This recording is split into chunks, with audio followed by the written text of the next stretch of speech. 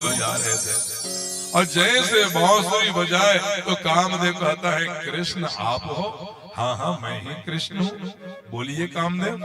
बोले मैं आपसे युद्ध करूंगा। मेरे से? हाँ हाँ कृष्ण मैं ही तुमसे युद्ध करूंगा। भगवान कहते हैं मैं तो अभी 7 साल का हूँ, 6.5 साल का हूँ, आप मेरे से क्या युद्ध करेंगे? आप तो इतने बड़े महारथी योद्धा हैं, मुझ में और मेरे महारथी में कोई योग्य नहीं है। बोले मैं आप ही से युद्ध करूंगा।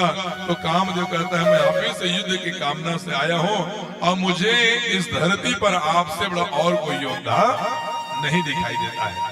कामदेव बार बार अहंकार से भगवान कृष्ण को ललकारने लगा और भगवान कृष्ण ने कामदेव की चुनौती हुई बात को सुन करके युद्ध की चुनौती दे दी। कामदेव को बोले कामदेव आप कैसा युद्ध चाहते हो? महल के अंदर चाहते हो तो मैं आपके साथ युद्ध करूंगा, और अगर के महल के बाहर करना युद्ध चाहते हो तो मेरे साथ 16,000 गोपियां भी होगी। आप बताओ कहाँ महलों के अंदर युद्ध करना है या किले के बाहर युद्ध करना है? कामदेव कहता है कि हे प्रभु मैं तो किले के बाहर वाला से ही युद्ध करूंगा, मैं किले और महल के अंदर युद्ध नहीं करूंगा।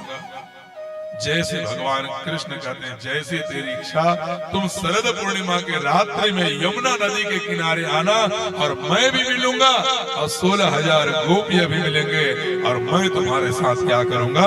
युद्ध करने का भगवान ने आज उनको वचन दिया है। राधे राधे, जोर से बोलो। इसलिए तो कहता हूं देवराज जी कितना भी अच्छा कर लो लेकिन तारीफ तो शमशान घाट में ही होती है।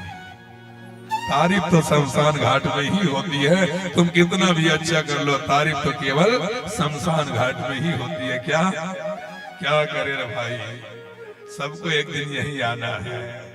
कितना भी कोई कुछ कर ले, ऐसा राजा हरिश्चंद्र जैसे बोलता है और जैसे शमशान घाट से निकला फिर अपना जिंदगी बन जाता है। अर्धांगनी बढ़ेगी मकान तक, परिवार वाला चलेंगे शमशान तक। अरे बेटा भी हक निभाएगा अग्निदान तक, पर सदगुरु मिलाएगा पूरे ब्रह्म ज्ञान तक।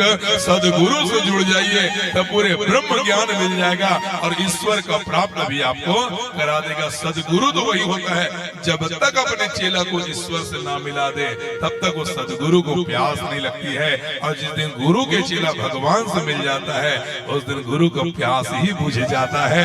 इसलिए दोनों चीज में गुरु का कल्याण होता है। मैं क्या बोला देवराज जी? जब तक गुरु अपने चेला को भगवान से ना मिला दे तब तक उसको प्यास नहीं लगता है, और जिस दिन गुरु अपने चेला को भगवान से मिला देता है उस दिन गुरु का प्यास ही बुझ जाता है। ऐसा श्रीमद् भागवत में कहा गया है। तो गुरु तो वही होता है जो अपने शिष्य को क्या करता है? भगवान से मिला देता है। प्यारे राधे राधे बोलना पड़ेगा, जोर से बोलना पड़ेगा। राधे राधे, जोर से बोलिए। माँ की भेड़ा वाले की, सांवरी सरकार की। और आज उन्होंने कहा कि यमुना नदी के किनारे में तुम आना, मैं तुम्हारे साथ क्या करूंगा? युद्ध करूंगा। और पूर्णिमा की रात्रि पर मानो कृष्ण के हृदय आज प्रकृति बनकर के लहलहा रही है। बोले राधे राधे। माताओं बहनों, सबसे पहले ये जान ले देवराज जी, राधा रानी जी, गोपियां कोई साधारण स्त्री नहीं है जिससे भगवान ने रास की। आप लोग ये मत बोलना भगवान ने तो रास लीला की है, तो आप लोग रास जाके मैदान में नाचते हो और नेता को बुलाते हो, और जब भगवान रास लीला माता है तो नेता नहीं, वो अपने भक्त को बुलाता है। यही तो हमारे जीवन का अंतर होता है प्यारे। इसलिए रास लीला करो। रसों वैसा रासा इति रासा। जब हम रास लीला करते हैं तो हमारे अंदर में भक्ति पैदा होता है, और जब हमारे हृदय में भक्ति पैदा होता है तो हमारे हृदय में भगवान आकर विराजमान हो जाता है। इसी को तो रास लीला कहते हैं प्यारे। रसो वैसा रासा इति रासा।